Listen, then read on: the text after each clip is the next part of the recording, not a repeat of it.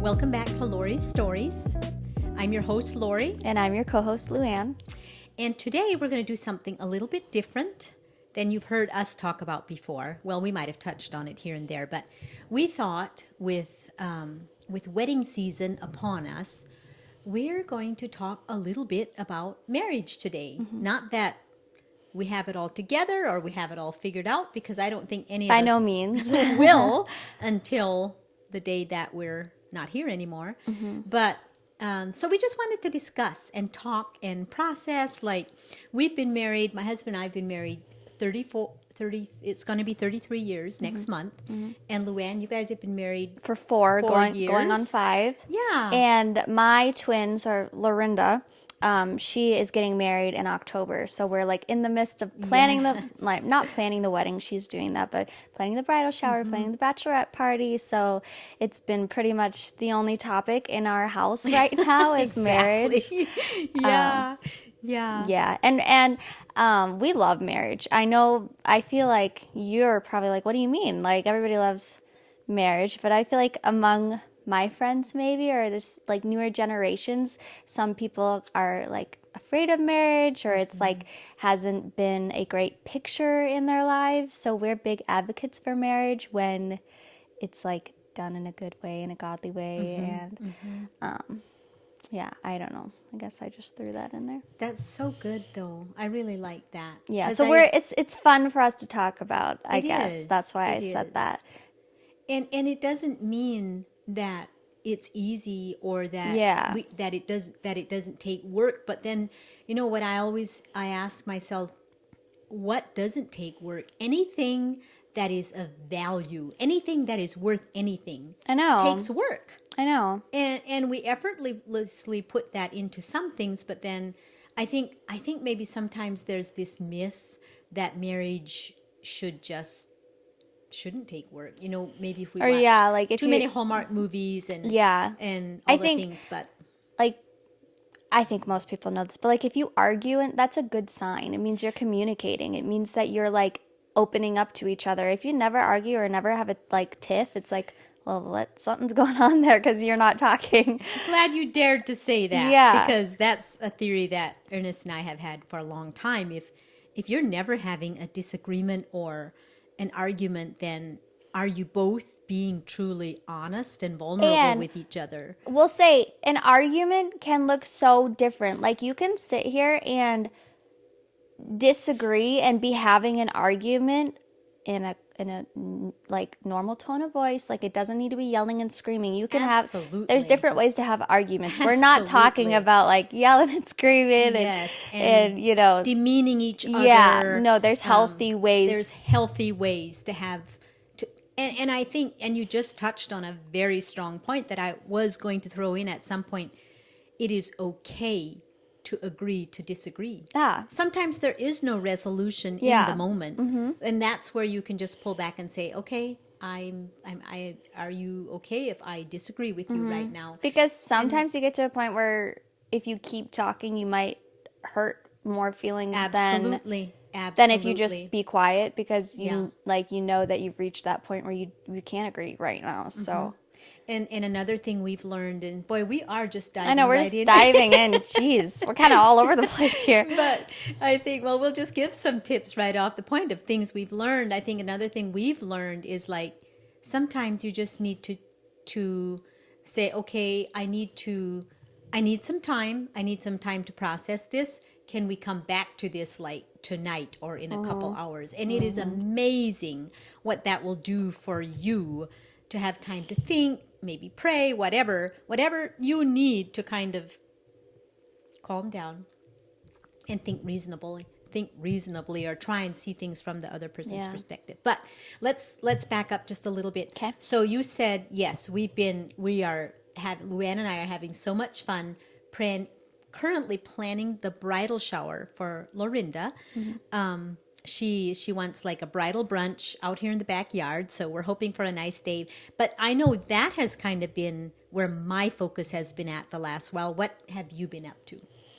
I feel like, the bridal brunch, and then I'm also helping her plan the bachelorette party, which is fun. It's just, I feel like these things are fun more so when you get there. Yeah. Planning them is kind of a Right. lot of work, but Yeah. it's been fun. I think Lila and I are just trying to, because I stay home with my daughter Lila, we're just trying to enjoy the rest of summer because I know the temperature is about to drop and it's about to get cold here. So we're trying to just get a lot of time outside, but we have recently picked up baking and making bread and making sourdough. And I don't know what happened, but all of a sudden I was like, I'm ready to dive into the world of sourdough. And now it's like all I do. I make bread like once or twice a week, sometimes three. And it's like inspired me to now always have homemade bread. I never want to buy bread again.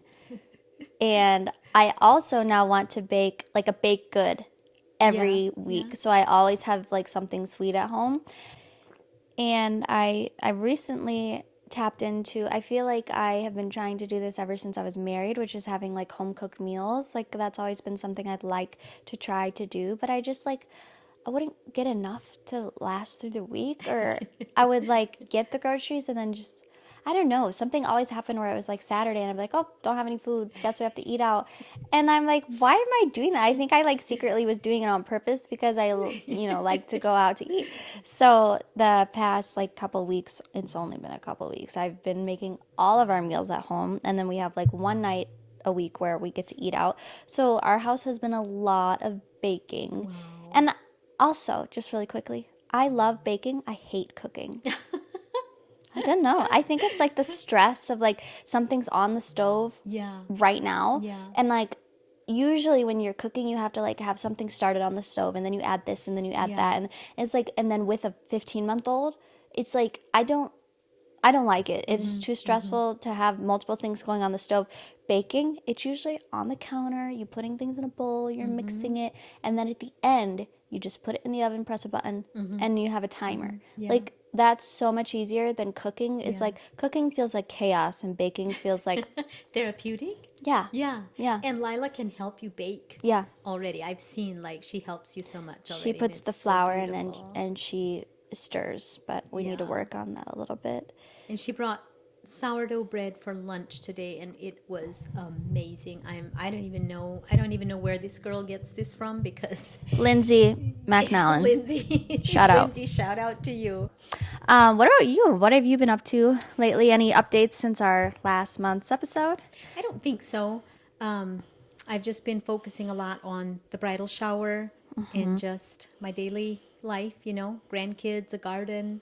Book Yeah, you've been talks. gardening. Yeah, I've been gardening this year. I saw on Facebook that you have a book talk coming up, Well, or a it's- ladies event coming It's a up. ladies' event actually at a church. Yeah. What is that? They want me to speak for 2 hours. 2 I've hours? never done that before, so That would be that's I'll kind have of a to- lot. I mean, I can believe me, I can. But Like I that's just not the never problem. have. So yeah, whenever I have spare time, I work on my upcoming book talks. I have a couple. One at a church, one at a library, and I just love doing those. And I will come to your city as well if it's not too far. And yeah, I love doing that with my spare time. And Very cool. I mean, there's never spare time, but that's always what I'm working on. Yeah. Yeah. And enjoying the grandkids. Well, awesome. Should we dive right in? Yes. Okay. So, back to marriage. A question I had for you, Luanne, is like, what would you say that, what is something that we have in common with our marriages, even though we've been married so much longer than you guys have, or like even maybe like your good friends? I know you have a really good friend group that have really good solid marriages. What would you say what is like a theme that you see in those marrires? Well, first of all, disclaimer: none of us have it fully figured out. Yeah, absolutely. It's But yeah. definitely, there's always stuff going on behind the scenes, I think, and we've definitely had our rough patches. I think, And we could even just say any marriages that you admire, or when there's a marriage that you think, oh, wonder what makes that work. What is the one or two things that you would say? I think, and I can't even I'm not even saying that we do this perfectly, but I think a recipe for success in marriage is to shift your attitude towards like serving each other. I like that. And I think that's how it's supposed to be. I think that's how God designed marriage, is to serve each other. But the thing is that we're also human beings, so we're so just naturally selfish, and like I can like be like reminding myself and like talking to myself like, oh, how can I serve Trent this week? How can I, like just be a good wife, blah blah blah. But then by the end of the week, you're kind of tired, you're exhausted, you might be a little bit snippy, and it's like I feel like I constantly like have to like just do check-ins and like check in with myself, check in with Trent, and I think that would be a big one, is just having the attitude of serving each other. Because when you're serving your husband, he's going to like that, and he's going to probably start doing it back. Or when I know when Trent is like serving me or being like very kind or going out of his way to help me, I'm like, oh, I want to do that for you too. And it's just like, it's like a spiral of like love. Oh, I like that. But that's not all the time, because we're like imperfect human beings. So I think Trent and I try to just like check in with each other all the time, or not even like, I feel like I'm always like, how are we? Like what? And I like constantly trying to work on our marriage, because it is work and it takes work. So I feel like if I start noticing that things are like a little bit off, or one of us is tense or something, I'm like, let's address it like right now. Or not, I mean, like tonight before we go to bed. Yeah. Like before the day is over, I want to address it, because I do not believe in sweeping things under the rug at all. Like and if I like see something that has been kind of swept under the rug, I'm like, let's drag it back out. Like let's talk about everything. like that. So I think that was kind of a lot of things in one, but That's an really attitude of good, serving each other. though. Talk about everything, even if there's tension in your marriage, even if there's like stuff, like drag it back up from out under the rug and talk about it before you move on. And then just constantly check in with each other. Like sometimes I'll just be like, are you happy? Like, are you happy? that. And you'll be like, yeah. And then like some days it's like, not today. Like, and then we talk about like what's going on. Yeah. And then one other thing that you guys taught us when Trent and I were going through kind of a hard season this last year in our marriage, and you guys taught us to like phrase it almost in an easier way, because sometimes sitting down and like talking, it's like you don't even know where to start sometimes. So you guys taught us to just be like, well, how is your love tank? Like, where are you? Yeah. And some days I'd be like, my love tank is depleted. Like, I need some love. And it's like so easy to say it that way. Because then the other person's like, Right. oh, I know exactly like what you mean. Not like, well, what did I feel like that makes it easier. It does. And it's It also does. easier to be like, hey, I'm feeling pretty low over here, instead of like, hey, I had this going. Like sometimes you don't want to dive into it. But you want them to Absolutely. know how you feel. Absolutely. And sometimes you don't even know why you're feeling Yeah, exactly. the way you're you feeling. just know You just my know that tank's you're pretty on low. empty. Yeah. I don't even know why. I've been too busy. Yeah. We've been too disconnected. But like Yeah. and that's been such an easy way for us to be Yeah. like, hey, we need a quick check-in. We don't have time right now, or I don't have all the like even knowledge on my feelings right now, but this is where I'm at. And so yeah, just that like little tool in itself has been really so good. And then that is where where it's so important for Trent, or for vice versa, if he's feeling low, for you to know exactly what his love languages are, so you can start putting we call it putting fuel back in the tank. Because we're just like a car. If our fuel tanks are empty, then we're not gonna run that great. Yeah. So, And two things, I think, what you mentioned, love languages. If you don't know your partner's love language, like take the test, read the book. And that's a great first start. And then two, when we did start doing that, like that doesn't mean that Trent likes to talk about feelings and likes to talk like he doesn't enjoy it. And I don't even guys enjoy it all the don't. time either, Yeah, but it's yeah. like marriage is work. And Yeah, also if it is your partner, like your spouse, like you should be able to like communicate those emotions, even if it's not necessarily fun. And absolutely. it doesn't mean they don't have to like be enjoying it. That's not wrong. Yeah, the point is not even enjoying it. But one thing we've learned, having been married 33, going to be 33 years, is like you can maybe sweep things under the carpet for a while. But what I've discovered is like they will come out somewhere along the line, and it might be over here, you know, it had nothing to do with the original situation, but if you don't deal with things as they come up and you try to avoid those hard conversations, it only makes it worse. It The like longer piles up. It piles up, and then I always say, then you know, it might be an explosion later down the line where it could have just been a hard conversation. Yeah, you know? and not fun, Not fun, but but that is worth it. Like important to do. so important. And it is still, I still struggle with that because I hate confrontation of any kind. The way I grew up, I was like, the more invisible, the more trouble-free, you know, just make no waves and, you know, I'll stay out of trouble. But that is not how it works in marriage. Like it just doesn't.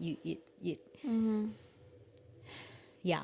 So anyway, very good points there, Lou. Thank you for that. So you and Dad have been married for, what did you say, 33? It'll be 33 next month. Okay. Yes. How many years of that were you in the Amish married? Whoa. Until we were well into our 20s. So The first. it would have been for sure way over the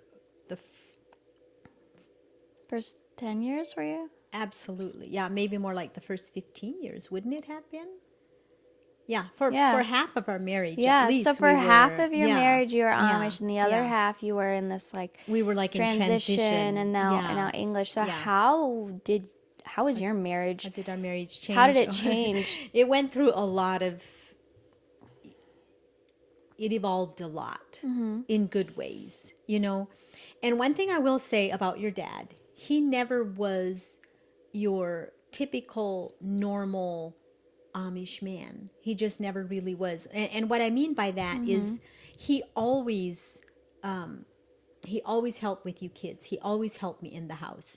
I helped him in the barn and he helped me in the house, which a lot of the men from our culture do not do that. It's like, that's women's work. We're not helping in the house because I don't know where they find that in the Bible. My husband asks them sometimes now, like, where in the Bible does it say that? Good for him. But yeah, so he was always different in that aspect. But I clearly remember when he had almost like a, I don't even know what to call it. Like somehow he was just really enlightened about women. And like, What does that mean? I'm trying to think of the right word. He had a revelation of women, that they're not a servant, they're not a slave, they're not just made to have babies and keep the house. And I'll just never forget how that was a major shift in our marriage. And I can't even say anymore when that was, but we just had major shifts like that along the way. And then another big shift was when we realized that, oh my goodness, I have gifts and callings too on my life. And I'm not, yes, I'm called to submit and, you know, largely support his leading and the way he leads our family and our life. But what am I called to do? You know, and that became even more clear after the children were I was done raising children, and I was like, what am I going to do now? And so he really helped me find my calling, my passion, and encouraged me to go after that and not just trail behind him and find all my life in him, maybe. I barely know how to put some of these things in words, but he kind of gently kept nudging me to find, what am I called to do? What does God have for me? What am I supposed to do with my life? Yeah. That's why I keep going back to Africa, because that was one huge thing we discovered, that I feel called to Africa. And so just some huge major shifts like that. But they were usually good shifts? They were good shifts. They were all good shifts. Yeah. That's it good. was challenging sometimes. Well, that's what I would though. imagine. It like, was challenging because it was a lot easier when I didn't have to think for myself. When I could just meekly follow and not have But to. did you enjoy that? Well, I always knew that there had to be more to life. Yeah. It was part of that. There's got to be more to life. So I feel like the Amish take the like wives submit to your husbands like So literal. so literal, Yeah. which I don't think that's the true meaning of that. Yeah, I don't verse, think by so the way. either. I think it's very misused and abused. Yeah. And often the verse right above that is completely missed, where it says, husbands, love your wives as Christ loved the church. Yeah. If that is in place, the submission part is That a it no-brainer. couldn't get abused and overworked Exactly. if that Yes. first part If the was, first part is in place, Yeah. the second part will automatically, most times, follow. I But- think there's a difference, yeah, between submitting and respecting and serving your husband and like how we've seen it play out, unfortunately, in the Amish a lot, Absolutely. which is like you were saying, Absolutely. you like are meek and you don't get to really say or have a, yeah. And I think that, so in the culture that we came from, you see that side of things where the wives are mostly, they're basically silenced. They don't have a voice. They don't have Raise the children. any say whatsoever. And then you come over into the other ditch where a lot of the movies and the world in general, men are just nobodies. Like, men are so made fun of. Men are like just this object of, they're so stupid, they're whatever. And I think that is equally sad and damaging. It shouldn't be any of those. Like, there's a right way in the middle of both of those extremes that is God's heart and God's design for marriage. And I feel like as husband and wife, we submit to each other. It's not just that the wife submits. Yeah. We do, but the husband also submits, and we Yeah. submit to each other. Are you talking about how like nowadays, like, I don't even know what to say it, but how like a lot of women are just like, oh, men are trash, like men Yeah, are dumb, like basically, you don't yeah. need a man, Right, like, right. yeah. When we do need men, we very much. I think that like a man has his place, and like marriage is designed for a reason, and obviously there's a man and a woman. A man has his place and his values and what he brings to the table, but then so does a woman. Absolutely. And we just keep messing it up, and like either the woman is like totally put down and told to be silent because the man is all puffing his chest, or then it's like, oh, I don't need a man, blah blah blah, I'm independent, strong woman. Or it's like, why can't we just like and the woman is and then it would puffing be her chest? It's like we're supposed to just recognize each other's good parts Exactly. and deal with the bad parts Yes. because we're still human. We both have strong points and strengths to bring to the table, and for a good, healthy, solid marriage, both partners have to be operating in that, or the marriage will be lacking, or the marriage won't be able to be all that it's meant to be if either the man or the woman is not walking in all that they're designed and called to be. But to do that, you have to release each other to be that. Yeah, but you also, nobody can be that all the time. Well, that's true. Absolutely. And some days you lean on their strength, and the next day they lean on your strength. Yeah. Right? I don't think that, like, when people are like, well, it should be 50-50.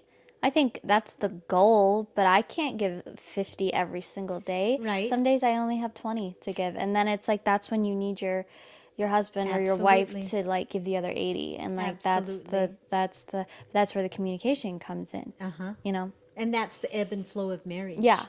Then the next day you might be able to give 90 and he'll only give 10, so But I think definitely. where it gets tricky with that is like, if you're like, well, I gave 90 all week and you only gave 10 all week. Yeah, I know, you just can't keep score. You can't. Right. You can't. just And like cannot as keep human score. beings, like that's my nature to want to. Yeah, like I want to be like, absolutely. I did bedtime and dinner all week, But I'm like, that's not what we're called to do. Yeah. And those were times where Ernest would call me out early on too, like when he would go down, when he was discouraged about something or he was struggling, I would go down because I didn't know how to go on without him. and he finally just point blank told me, these are the times where I need you. You need you know, sometimes I need you to be strong. And that really made me think, you know, because women, we can either think we don't need a man at all, or we can think, oh, we can't do anything without a man. None of those are healthy. I like to think that like the man is the head of the house, but the woman is the heart of the family, So true. or the glue, or The woman is the heart of the house, yeah, the family. yeah, Yeah. So it's like those so are. true. I feel like those are So true. equally important. I don't think Absolutely. the man of the house is better than the heart of the house. I don't think the heart of the house is better than. Absolutely. I think they're equal. They're both and, very and, important. Yeah. And again, if one is lacking, everything will suffer. Yeah. So marriage is a beautiful thing. And I always told my kids when they were growing up, when they were old enough to, when they were looking for partners, I would always tell them, do you remember this? I would always say, marriage can be and is sometimes hard, even with God. I don't even know how it would be to try and do it without God. So we always encourage you to look for partners that would have that Yeah, same heart. that was- and, yeah. So Luanne, so one thing that in my some of what I've learned also with myself and just listening to other people's stories is people, we tend to want like big keys for change, or you know, like a big key to make our marriage work, or you know, a one size fits all type of thing. But is there such a thing? No. Sorry. Don't you think it's much more like the little things we do I consistently? think it depends on your relationship dynamic. What works for me and Trent might not work for other people. Like they might have different humor, different like I don't even know. Like people are so different. I think there's like morals and like basic set of things you can do to help you. But I think every relationship is so different that like, oh, maybe me and Trent having like monthly check-ins is really beneficial. But I don't know, maybe, I mean, I feel like that would always be good. But maybe for certain relationships it's not. Yeah. I think though that there are certain things that like probably will never hurt your relationship, which would be like, well, I don't know if I can say that they'd probably never hurt your relationship, because I don't know. What were you going to say? I don't even know. I just feel like every relationship is so different that it's so hard to be. It is. You're so true. I feel like you just can't really make a formula. Yeah, that's what I'm trying to Can't say. really You make a can't formula really out make of a anything. And that's why there is no one big key that will. I know. I think I every know. relationship is so different that it's like it's so hard to say. But I do think that this is what I was going to say. You probably can't ever go wrong with like inviting God into your relationship. Absolutely. And that's where I was like, Yeah. well, that can probably not hurt your relationship. But then I was thinking, well, some people have really bad like church Experience. I probably shouldn't air Right, quote it, but right. like church trauma, Yes. which I just haven't personally never had. So Which I'm like, can I can't translate to God trauma. yeah. And then they're like, well, I don't want that in my, you know. So I'm like, well, Right. I can't speak on that. I don't have any church trauma or God like trauma. So for me, I'm like, that has only ever been good to invite him into my relationships, where I could see if, first of all, if some people have like trauma and they're wrestling with God, where that could be more confusing for them to Yeah. like invite God into their relationship. But what is that thing where it's like a 3-strand cord will never be broken, Yeah. and that's your relationship. It's you, God, and your partner. And just look at the statistics, like the divorce rates with people that invite God into their relationships and are like active in scripture and doing that stuff with their wife or husband. It's like the divorce rates are like basically none. Yeah, it comes back to that. I don't know how people do it without God. Because where would you go with your frustration? You would pile it all on your partner, you know? And sometimes the trials are meant to shape you and to take off your rough edges. And you can't just always blame your partner or demand them to change so you can be comfortable. Sometimes you just literally have to take things to God and say, okay, you have to fix this. You have to heal this. This is bigger than any of us. And it's like a Yeah. relief that you get to do that. Yeah, absolutely. It Because is. like, It yeah, is. because you know that he will. Yeah. He will if you bring it to him, and it's not like, well, okay, I can go try and do that, but nothing's going to change. It's like, yeah, it will though if you keep doing it. Give it a Absolutely. chance. Like Yes. try. Right. But Yeah. I also think that like just like if you don't even know where to start to have like a healthy marriage, it's like just the Bible is your instruction. That is so true. And it's way simpler It's way than I people think a make lot it. of people like misinterpret it, and They it can do. it And can then it gets seem confusing. really old timey and like, oh, those Yes. are like the 50s. It's like, well, actually, if you just read it for what it is and like maybe have some help to decipher it, it's like actually kind of beautiful, like It the way is. that It your is. marriage can, like, because God wants you as the wife to be treated like he treated his church. It's like, what could be treated better than that? Like, Absolutely. sorry Yeah. if that is 50s, like, you Yeah. know, like that sounds pretty good to me. His plan was beautiful, but people have made it ugly. Yeah. And so many of us have seen it manipulated And twisted, and thought of as something that it's not. It wasn't ever Yes. designed to be. I feel like if we were in a perfect world and we saw marriage for what God designed it to be perfectly, it would be amazing. We would have way different perspectives. But I do think those instructions are still in the Bible, but we're in an imperfect world and we're imperfect people, so we can't get it right all the time. Absolutely. So true. So good too. And if you are a person that has had church trauma or God trauma, which basically means if you have been hurt by the very people that, if you had people who portrayed God on one hand, but then over here on the other hand, they were abusing you or manipulating you with the Bible or whatever it looked Or they like. say they're Christians and they're not nice people. Yes, and they're not, and their actions don't line up with their words. We're very sorry. Yeah.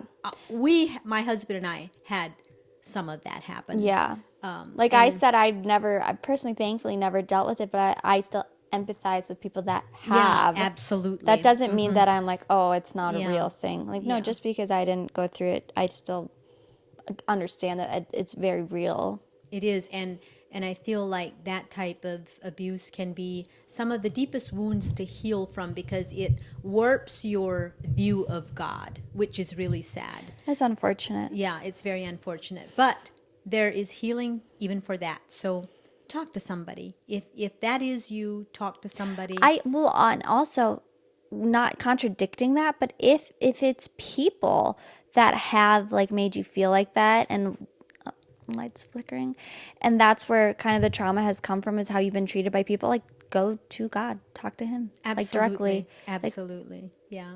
If that's what you're comfortable with. But yeah, otherwise talk to someone. Yeah. What do you think? What's the big secret to marriage? Well, obviously I think that too, because I just know What do you think? that to have that three chord strand is so important. Oh, sorry. Go ahead. Jeez. Go ahead. Wow, I was excited. I remember, I don't know if I learned this in like Sunday school or if you guys taught us, but it's a triangle. Probably everybody that's like gone to church or Sunday school is like, I know what you're about to do.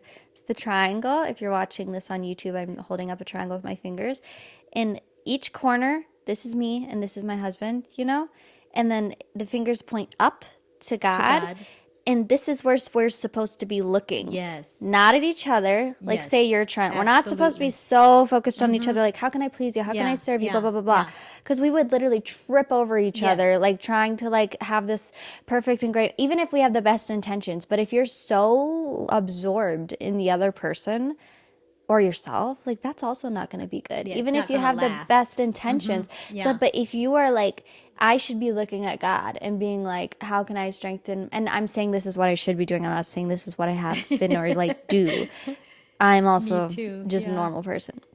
Anyway, you should be looking at God and strengthening your relationship with God, because in turn, you're going to be learning everything. Like he's going to give you wisdom. He's going to give you love. He's just going to make you a better person. Absolutely. And that's going to then naturally flow into this part of the triangle, which is your, if So you're good. not watching, it Yeah. flows into your other half.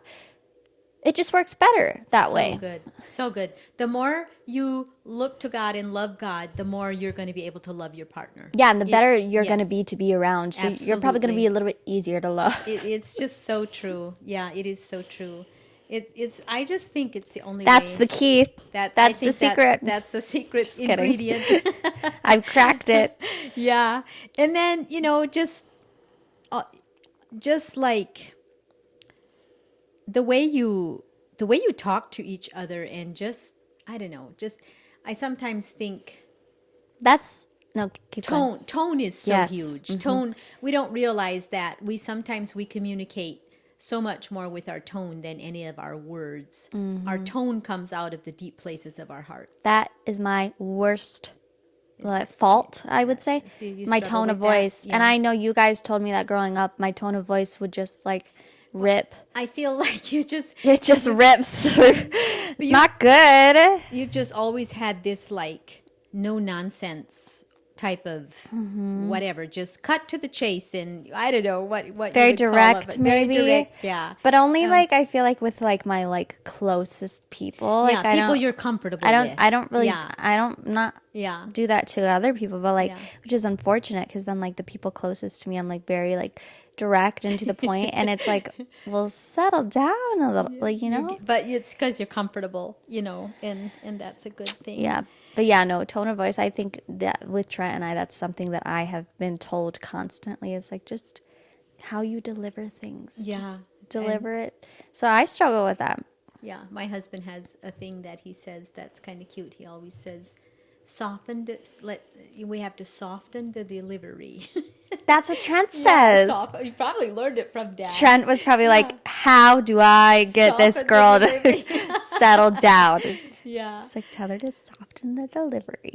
So yeah, I think that's kind of some of our thoughts on marriage. Like, And we don't have it all figured out. We I don't do not. I don't think anybody's looking at us like, no. oh wow, absolutely they've not. got it figured out. No. But We've just to had- clarify, we don't. And Yeah, and we've had extremely hard seasons and this in our is marriage. yeah, we're also just two people trying to give you our advice. I'm not a psychologist or any. Not me Yeah. neither. I'm a therapist, but I'm Yeah. not a psychologist. But I Yeah. do love people and I love relationships, and And you have been married for enough years that I think people can take your advice. And I'm your daughter, so I get a little bit of credit because I watched the marriage. well, I tell you, anything that we have learned, I feel like it was tried in the fire. And I mean, us kids saw them go through You hard saw us struggle, hard times yeah. and then come out the other side, and we saw like what your communication was during the hard times, which was, by the way, no communication. Yeah, And then seeing it on the other end Yeah. is like that is, so we saw it's it. like a demonstration. It was. to you, It was like, almost this is what like- happens when you Yeah. don't communicate. Yes, and this is what absolutely. it looks like when you Yeah. do communicate. And I just can't stress enough, the whole communication piece is like, if that is missing, it just leaves so much room for resentment and assumptions and Yes, assumptions. lies and I feel like we almost start assuming because we're not communicating. So we Yeah. like, we think we know. we think the worst, and then we Yes. just take it as truth. Yeah, And it's yeah. like, whoa, whoa, whoa, whoa. You have this whole narrative in your head, me. Yeah. And I haven't even talked to Mm-hmm. him yet, So it's like, just slow down, communicate. And you know what? This is not even necessarily about marriage, but I heard this yesterday on a message I was listening to, and this person said, the devil, our enemy, his only weapon is lies. Lies. Like, I don't even know if I fully believe that, but Like, doesn't he have more than that, I would think so. But think about Maybe, what he can do if he can plant lies one in of our head. he for sure, one of his weapons is for sure lies. And Yeah, that's for sure one of fact. them is, but yeah. But I think that's Yeah. about all I have on marriage today, Lou. What else would you want to add? Ask me in 10 years. I'm still learning. We all are. We all will until the day. I just think everything, like, you can have the Bible and you can have the instruction and you can have it all written out in front of you, but we're still imperfect people, and give your partner grace, forgive each other, because we are gonna make mistakes. Absolutely. Like, Every it's day. just gonna happen. Yeah, So almost every day. you can try your hardest, but I think lean on God, forgive each other, communicate, and drag stuff back out from under the rug. If you do sweep it under, bring it back out. Bring it back out. Get it on the table. Like, get the whole thing on the table, like our pastor says. I'm not even using the word he uses. I don't like that word. I don't like that word either. I don't think it's a bad word. I just don't It's like just- it. I don't like it We're talking either, about so. TURD, that word. There you go. There's certain spell words. it out. There is certain He words says- that just like yuck, that I don't like. Me, That's one I of them. am the same way, but he says Yeah, the but first one thing, of the. Okay, go ahead. he says the first thing when couples come to him for marriage counseling is he says, get the whole, then that TURD. word you spelled on the table. Get the whole thing on there. Just get the whole thing on there. Just and everything then out in the open and then deal with and it. so, I mean, I know it's not always fun and it's messy and it can get like, the word I like instead of arguing is heated debates. Oh, there you go. We sometimes have heated debates. There you go. That But, sounds you much. know, That sounds much more It like is, intelligent. Because it is what it is, actually. It's like we're debating. Yeah. You have you and That's true. sometimes sometimes we're both wrong. Sometimes we're both right. Yeah. But most of the time we both have a piece of we're both partially right and partially wrong. Yeah. And because again, we're two different people with different personalities, with different ideas and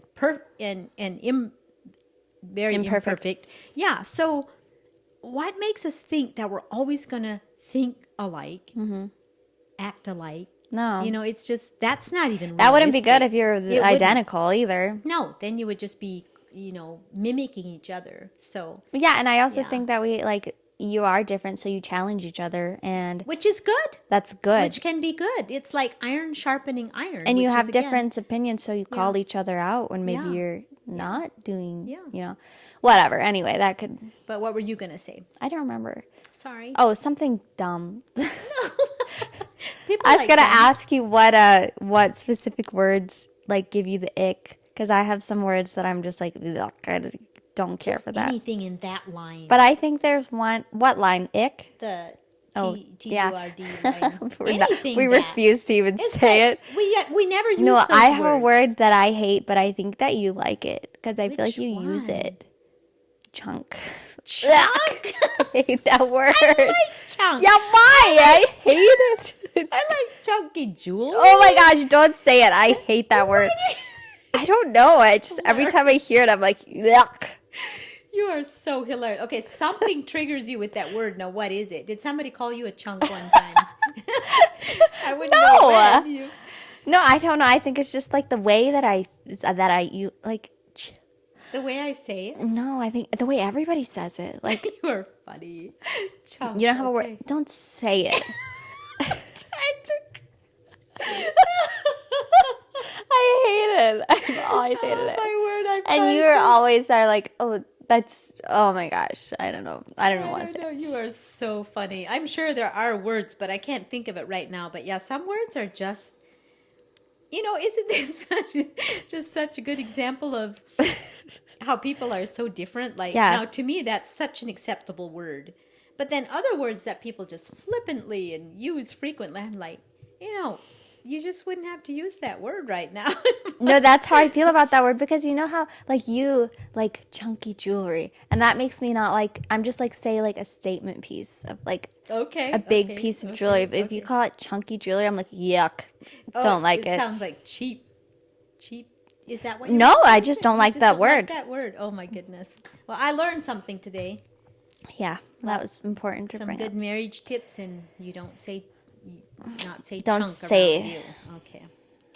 All right. Yeah. Well, how about we end this session with a question from one of our listeners? Okay. This one actually comes from somewhere in Trent's family. I'm not even sure exactly how she's related to Trent, but we're going to give her a shout out for sending in a question. Janine Justin Lennox. Which I think would be Lila's great grandma. So thank you We so should much. know better. I'm pretty sure that's how it is. We're going to try and incorporate these questions that came in after every episode maybe, possibly, or something like that. So this was a really good one to go with today. She said, how do you have a close family bond with Christ at the center? That is such a good question. Do you want to go first on that? Yeah. So let's come Well, back to maybe in you your go 4 years first. of marriage, how have you incorporated that? I think now that we have a child, we're trying to be even more intentional about it because like Trent and I have always been good about like having a relationship with God on our own and then going to church on Sundays. But we were talking just like a couple of weeks ago, we're like, how is Lila seeing God through us on a day-to-day basis? Like, go play back through our day today. Like, what would she have seen, unless it's a Sunday, So good. that, like, okay, we have worship music playing in the morning some days. Like, but what are we doing? Like, because at that point, we're not, like, praying before our meals. Like, we always forget. We literally have a note on the wall that says, pray before you eat. That's so awesome because that's a simple discipline that you can teach. Yeah, but her. we never really thought about it. And, like, we always did growing up, but I don't know. That's just something that we never, like, we got married and we just didn't make the habit of it. So now we, like, have a sign on the wall that says, pray before you eat. So we're trying to, like, just do that. Yeah. And then Trent and I have started reading just one chapter in the Bible together every night. Because we're, like, good about, like, doing that stuff on our own, but never together. And we're like, why are we not doing this together?